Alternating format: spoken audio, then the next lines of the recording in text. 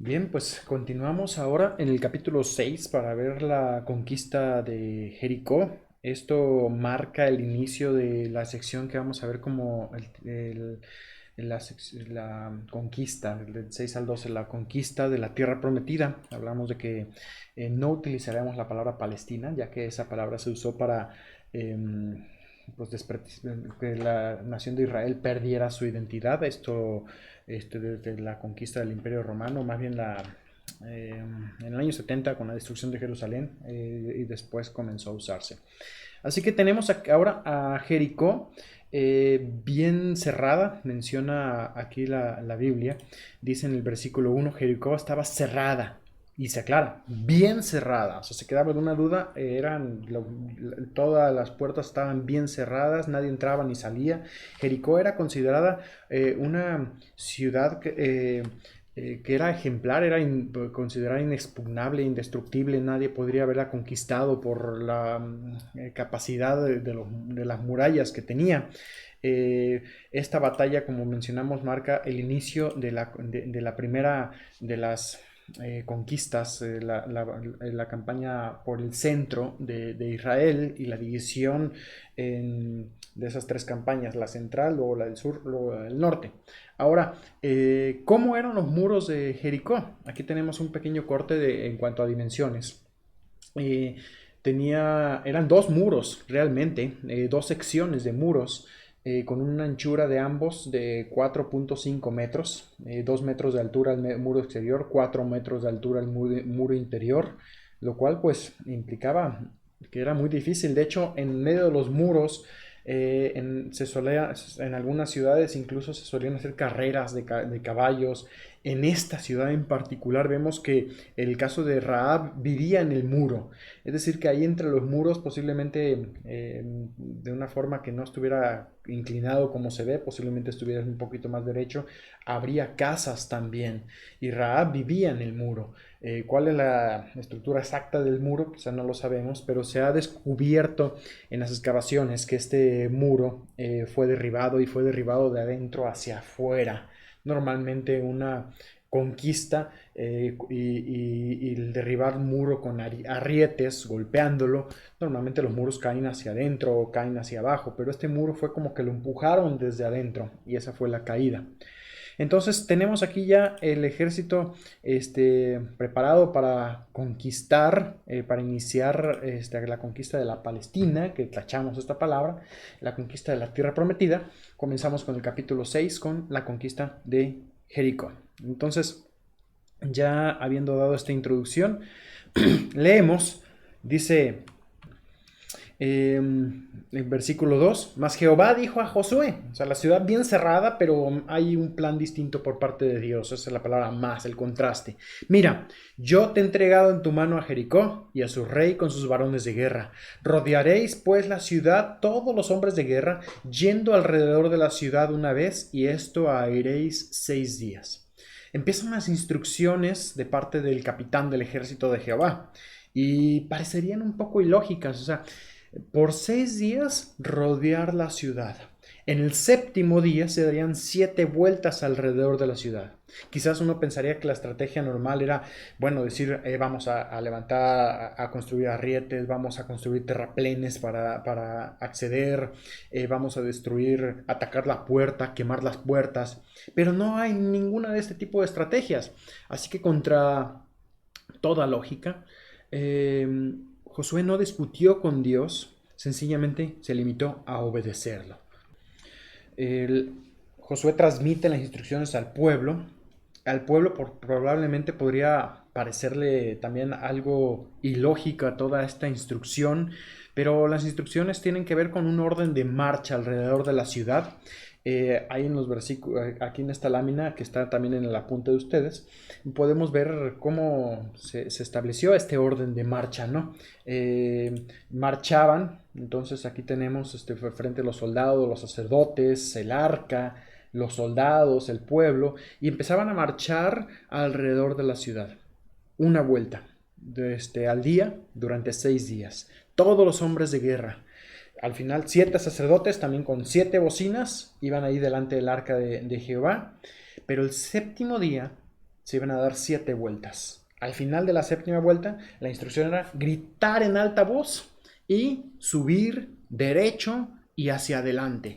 Es decir, por fe. Dice en el versículo 5, cuando toquen prolongadamente el cuerno del carnero, todo el pueblo gritará a gran voz y el muro de la ciudad caerá. Entonces subirá el pueblo, cada uno derecho hacia adelante. ¿Por qué? Porque Dios había entregado la ciudad en manos de Israel. He visto algunos documentales incluso que han sugerido la posibilidad de que Israel en ese tiempo utilizara armas sónicas. Esto no tiene que ver con las bocinas o que las bocinas hayan destruido los muros o un terremoto. Tiene que ver con la obra milagrosa de parte de Dios, de la misma forma que habían cruzado días antes el río Jordán. Así que se hizo así, versículo 10, dice: Josué mandó al pueblo diciendo: vosotros no gritaréis, ni se oirá vuestra voz, ni saldrá palabra de vuestra boca, hasta el día que yo os diga. Entonces cada día en silencio. Imagínate los moradores de Jericó mirándolos, que venían los israelitas. Quizás ellos pensaban, su corazón estaba desfallecido, pero quizás ellos pensaban, estamos seguros dentro de la ciudad. Y veían a Israel que daba la vuelta alrededor de la ciudad. No sé, algunos quizás gritaban ofensas, algunos sencillamente morían de miedo ya en medio de la ciudad, pero empezó a parecer ilógico. Se iban, regresaban el siguiente día, daban la vuelta, se iban, regresaban el siguiente día, y pues esto no tenía ninguna lógica. ¿Sabes cuál era la lógica? Obediencia. Esto tiene el propósito también de guiarnos en la obediencia. Muchas veces el obedecer a Dios puede ser que no sea lógico, puede ser que nosotros tengamos otras alternativas que podrían ser más funcionales, más eficaces, pero seguir las pautas y las normas de Dios a veces parecería como que tomaría más tiempo, como que las cosas no se logran a la misma velocidad. Hoy en día estamos educados así, ¿no? A adelantar las cosas a través de hacer algo ilegal, de dar una mordida, pero Dios establece también la obediencia. Y muchas veces Dios probará tu obediencia en cosas como estas. En cosas donde tengas tú que decir, no lo voy a hacer así, aunque me tome más tiempo. Aunque tenga que guardar silencio. Aunque yo tenga que esperar a ver qué es lo que Dios va a hacer. Versículo 14. Terminaron, dice al final del versículo, y de esta manera hicieron durante 6 días. Al séptimo día se levantaron al despuntar el alba y dieron vuelta a la ciudad de esa misma manera 7 veces. Así que terminaron, quizás ya se van a ir, no, otra vuelta más, 7 vueltas. Solamente ese día dieron 7 vueltas, y cuando los sacerdotes tocaron las bocinas la séptima vez, Josué dijo al pueblo: gritad, porque Jehová os ha entregado la ciudad. Así que aquí tenemos el momento en que la ciudad es entregada, rodean los muros, la ciudad empieza a derrumbarse. Ahí tenemos esta ilustración de la ciudad, cómo habría tenido ese doble muro con incluso casas en la sección de la muralla, y los muros, finalmente los muros caen. Había una instrucción que se había dado también importante. Dice: será la ciudad anatema a Jehová, versículo 17, con todas las cosas que en ella hay. Anatema significa destinado para destrucción. Algo que no sería agradable a Dios, algo destinado para destrucción, como lo mencionaba. Y dice: excepto o solamente la Rahab, la ramera, vivirá, con todos los que están en su casa, porque escondió a los mensajeros que enviamos. Pero vosotros guardaos del anatema, no toquéis ni toméis ninguna cosa del anatema, no sea que hagáis anatema al campamento de Israel y lo turbéis. Y dice: las cosas que no se quemaban, oro, plata, esos serían consagrados a Jehová, para que entren en el tesoro de Jehová. Nadie podía tomar botín. En las siguientes batallas sí, el pueblo de Israel pudo tomar botín, pero esta primera ciudad, todo el botín de oro y plata sería para el tabernáculo. Era las primicias para el tabernáculo de Dios. Fue así entonces, versículo 20, obedecieron en ese sentido todo esto. Todo este capítulo se trata de obediencia, obedecer el mandato de Dios. Entonces dice: el pueblo gritó y los sacerdotes tocaron bocinas. Aconteció que cuando el pueblo hubo oído el sonido de bocina, gritó con gran vocerío, y el muro se derrumbó. Y el pueblo subió luego a la ciudad, cada uno, como se había indicado, derecho y hacia adelante. la ciudad rodeada. Eh, Cada quien termina la séptima vuelta, cuando se detienen y tocan, así que desde todos los lugares entran a, acceder, a conquistar esta ciudad. Eh, Dice versículo 21, destruyeron a filo de espada toda la ciudad. De versículo 26, bueno, se habían dado instrucciones en cuanto a Rahab, dice entrada en casa de la mujer ramera y hacer de ahí, salir de ahí a su mujer con todo lo cual fuera suyo. Y así fue entonces, los espías entraron, ellos sabían dónde era, conocían la casa. Fíjate que toda la ciudad, los muros se derrumban, pero evidentemente el muro, la sección del muro donde vivía Rahab, esa debió haber permanecido en pie. Esta podría ser una ilustración diferente. ¿Por qué? Porque Dios respaldó la promesa de los espías y preservó, mostró misericordia a Rahab, la ramera. De tal manera que fíjate aquí cómo se le menciona varias veces con una mujer ramera, pero cómo Dios finalmente la utilizó de una forma que terminó siendo parte del linaje de Israel. Dice en el versículo 25, mas Jehová salvó la vida de Rahab la ramera y la casa de su padre y a todo lo que tenía y habitó entre los israelitas hasta hoy, por cuanto escondió los mensajeros que Josué había enviado a reconocer a Jericó. Conforme vamos viendo estas conquistas, vemos que las personas que se convirtieron a Israel, que se convirtieron al judaísmo, el ejemplo fue de Rahab, sus vidas fueron perdonadas. La orden de destruir a todo, a todos los cananeos, claramente tenía una posibilidad de salvarse de acuerdo a su conversión. Esto es muy parecido a lo que hacemos nosotros con el evangelismo. Cuando nosotros en este mundo sabemos que este mundo va a destrucción, es un mundo dedicado para la destrucción al fuego. Dice que el mundo y todo lo que hay será destruido con fuego al final de los tiempos. Pero el evangelismo, cuando nosotros predicamos el evangelio, alguien se convierte, pasa de ser de los anatemas, pasa de ser de aquellos que serán destruidos, pasan a ser de aquellos que serán redimidos. ¿Por qué? Solamente por aceptar la gracia y la misericordia de Dios a través de Cristo para nosotros. Entonces, Rahab creyó. Ella creyó y obtuvo salvación para ella y su familia. Esta salvación implicaba en primer lugar salvación de la vida, pero por la fe en el Dios de Israel, claramente ella obtuvo salvación del alma y la veremos ahí en el cielo.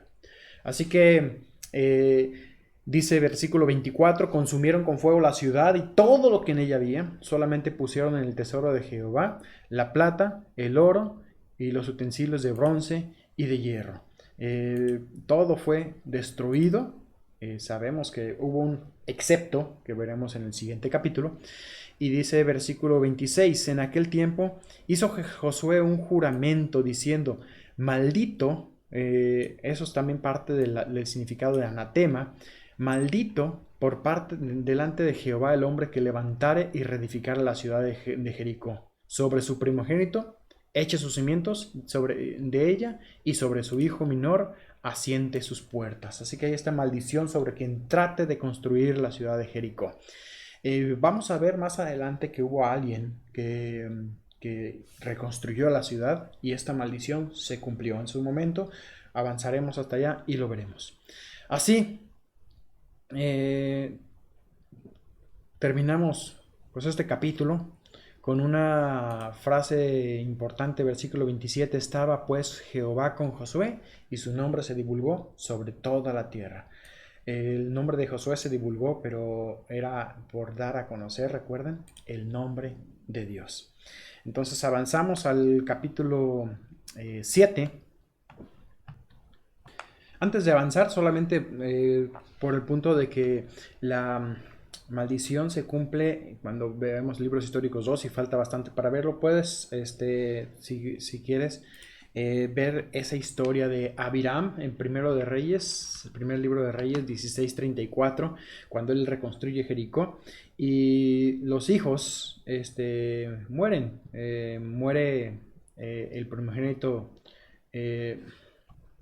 el que construye Hiel de Betel, muere primero el primogénito Abiram al colocar los cimientos y muere Segub el menor al colocar las puertas, tal y como se había dicho. Primero de Reyes 16:34. Y bueno, el primer versículo dice, pero los hijos de Israel cometieron una prevaricación en cuanto al anatema. Y aquí encontraremos cómo ocurrió esto. Dice el versículo 2, después de que Josué envió hombres desde Jericó a Jai, envía espías, le dice subir y reconocer la tierra. Ellos subieron y fueron a Jai. Jai estaba muy cerca ahí de Jericó y era la siguiente ciudad en orden de conquista. Vuelven los espías y vienen con con un informe bastante confiado. Ellos sugieren que no vayan más que 2,000 o 3,000. Dice, no suba todo el pueblo, versículo 3. Y dice, 2,000 o 3,000 bastan. Ellos tomarán a Jai, no fatigues a todo el pueblo yendo ahí porque son pocos. Más adelante veremos también la cantidad de que son. Se mencionaban como 12,000 adultos, pero Israel pues ya se tenía confianza en sí mismos. No vemos aquí nunca una actitud de oración, pidiendo dirección de Dios para la conquista, como ocurrió con el caso de Jericó, Dios estableciendo las instrucciones. Aquí ellos empiezan a armar su estrategia. Y dice versículo 4, bueno, suben 3,000 hombres aproximadamente. Y bueno, los de Jai les meten una corretiza, dice el versículo 5, los de Jai salen y mataron de ellos a 36 hombres y los siguieron desde la puerta hasta Sebarim y los derrotaron en la bajada, por lo cual el corazón del pueblo desfalleció y vino a ser como agua. Así que la desobediencia de uno causó la derrota para todos. Fíjate cómo el pecado afecta a otros. Somos responsables también de los demás. En una iglesia, el pecado de un miembro puede afectar todo el testimonio de toda la congregación. Por esto es importante nosotros depender siempre en Dios y buscar sobre todo la santidad antes que las victorias, antes que los números, antes que crecer como iglesia, ocuparnos también de la santidad personal. Otra cosa que aprendemos también es que una victoria en un momento no garantiza la siguiente victoria. Efesios 6:10 dice, por los demás, hermanos míos, fortaleceos en el Señor y en el poder de su fuerza. Aun cuando nosotros podemos pensar que hemos ganado y seguiremos ganando, la victoria es diaria. La victoria y el poder de la victoria es diario. No podemos minimizar el poder del enemigo. Efesios 6:12 dice que tenemos no una lucha contra carne y sangre, sino contra ejércitos celestiales. En 1 de Pedro 5:8 dice que tenemos que velar y orar porque nuestro adversario está buscando a quien devorar y no podemos nosotros depender de nuestras propias fuerzas para luchar contra Satanás. En oración tenemos que hacerlo y aquí no vemos ninguna evidencia de oración. Esto causó derrota, la derrota causó desánimo y hoy vemos cristianos desanimados. ¿Por qué? Porque han sido derrotados. ¿Qué tienes que hacer? Examinar tu propia vida. Fíjate cómo vemos aquí inicialmente la respuesta del pueblo. Josué traduce, recordemos como lo hacía Moisés, venía el pueblo con quejas y las quejas Moisés se las llevaba a Dios. Aquí vemos a Moisés quejándose, muy probablemente traduciendo estas quejas del pueblo en oración, porque dice en el versículo 6, Josué rompió sus vestidos, se postró en tierra sobre su rostro, fue a orar delante del arca y él y los ancianos de Israel le echaron polvo sobre sus cabezas en señal de luto.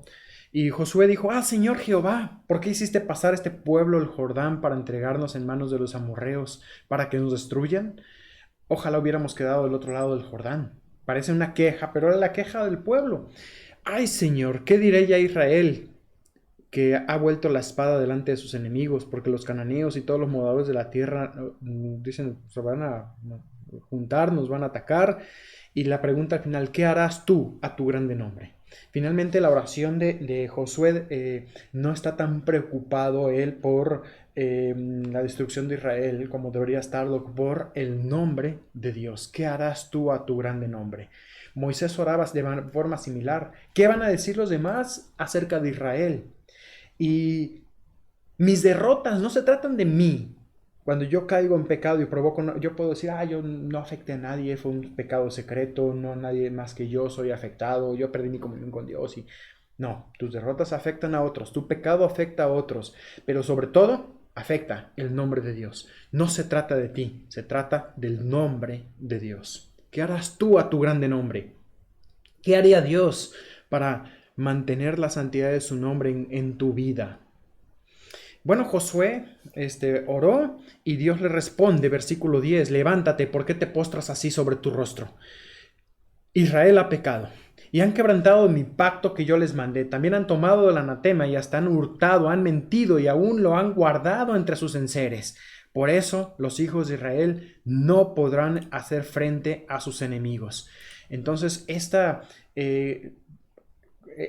causa la respuesta de todo lo que venía.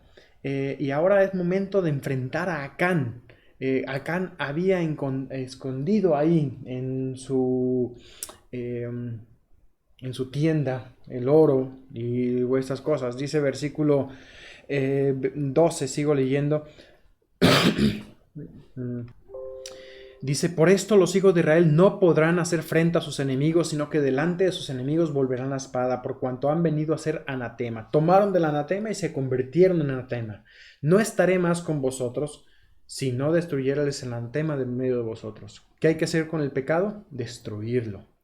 Entonces la instrucción es, versículo 13, levántate, santifica al pueblo y di, santificaos para mañana, porque Jehová, el Dios de Israel, dice así, anatema hay en medio de ti, Israel, no podrás hacer frente a tus enemigos hasta que hayas quitado el anatema de medio de vosotros.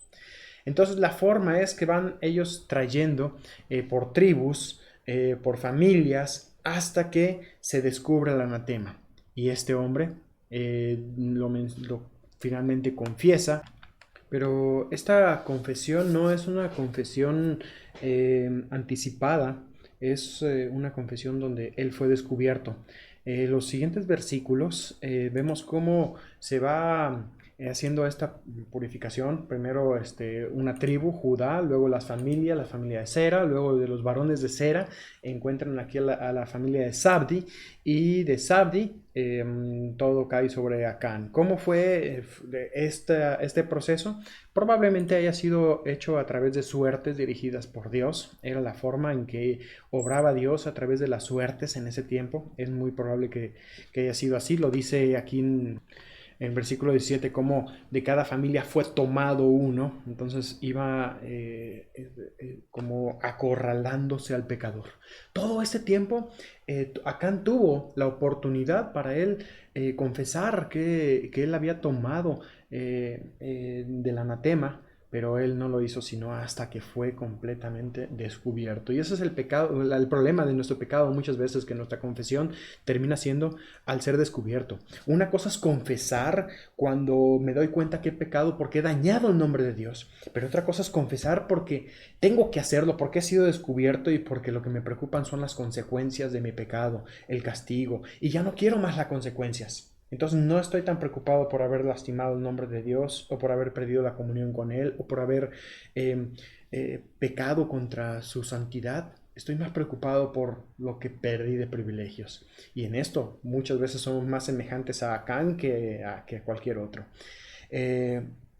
Versículo 19.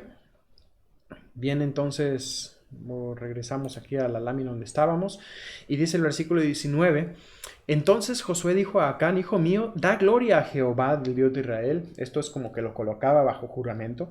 Y dale alabanza. Y declárame ahora lo que has hecho y no me lo encubras.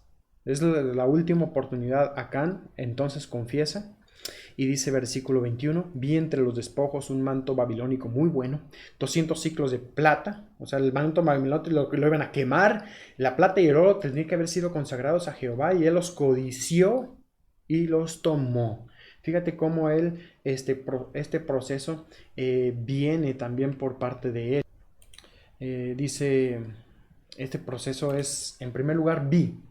Todo comienza con la vista. Por los mismos ojos entra muchas veces el pecado. Codició, en segundo lugar, ese deseo vehemente de poseer muchas cosas. Fíjate, aquí es la lucha interna. Eso sucedió también con Eva, cuando dice vio el fruto era bueno para comer. Lo mismo habla el caso de Betsabé, cuando David vio a Betsabé, cuando paseaba, vio a la mujer y luego envió a preguntar por ella y la tomó. Y bueno, pecados de los ojos, vanagloria de la vida, pecados de la carne, todo esto es lo que ocurre aquí. Y bueno, esta lucha interna se transforma al final en acciones concretas. ¿Y qué es? Tomó. Vio, codició y tomó y finalmente escondió. Esto es el proceso del pecado en Acán y muchas veces el mismo proceso de nuestro pecado. Ahora la pregunta aquí es, ¿por qué fue castigada toda la familia? Versículo 25, ¿por qué nos has turbado? Túrbete Jehová este día, y todos los israelitas apedrearon y los quemaron después de apedrearlos. La Biblia enseña más adelante que nunca serán castigados los hijos por los padres. Es muy probable que en este caso hayan sido cómplices del pecado de Acán. Pudieron ellos haber confesado antes, pero no lo hicieron. Así que terminamos este capítulo, el capítulo 7, un capítulo triste después de victorias, un capítulo de derrota. Pero es un capítulo muy clave que nos enseña también en la necesidad que tenemos nosotros de ocuparnos de la lucha más importante, y es la lucha en nuestro corazón. Podemos tener victorias exteriores, conquistar Jericó, conquistar los muros que caigan, conquistar Jai, pero de poco servirían si nuestro corazón ha sido derrotado por el pecado. Ocupémonos de él en confesión antes de que Dios lo tenga que sacar a la luz. Los pecados de muchas personas son descubiertos aquí en la tierra, otros serán descubiertos después, pero el pecado trae derrota a tu vida y a los que te rodean, a tu familia, a tu iglesia, y sobre todo deshonra al nombre de Dios. Nos vemos entonces en el siguiente video.